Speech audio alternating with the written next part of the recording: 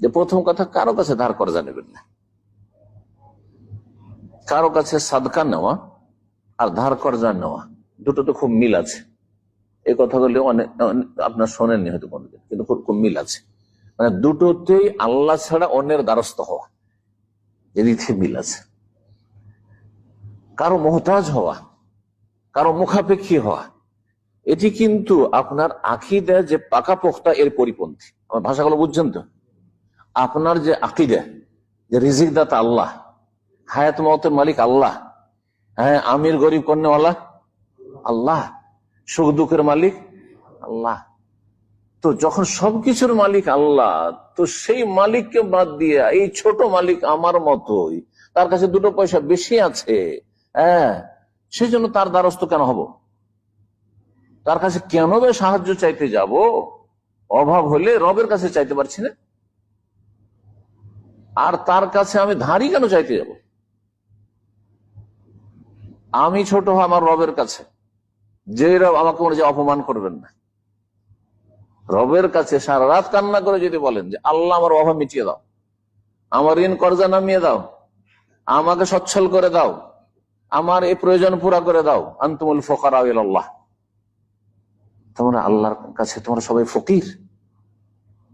ফুকারা ইলাল্লাহ ওয়াল্লাহু আল গনিউল হামিদ, আল্লাহ হচ্ছেন অভাব মুক্ত, আল গনি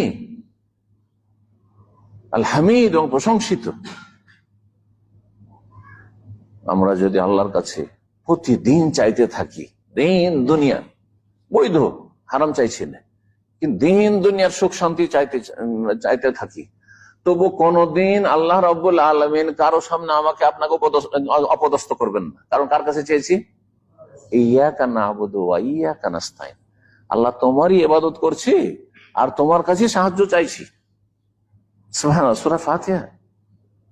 ইমাম ইবনে তাইমিয়া রাহিমাহুল্লাহ বলছেন যে আমি গোটা কোরআনে কারীম বড়ই গভীর ভাবে আমি অধ্যয়ন করলাম, পড়ে দেখলাম, আর দোয়াগুলি নিয়ে, কোরআনী দোয়া নিয়ে, হাদিসের দোয়া নিয়ে খুব গভীর ভাবে আমি চিন্তা করলাম, দিয়ে দেখলাম যে এই সূরা ফাতিহায় যে এই ছোট্ট দোয়া রয়েছে, ইয়াকা না'বুদু ওয়া ইয়াকা নাস্তাইন, এর চাইতে ভালো দোয়া আমি পাইনি। সুবহানাল্লাহ,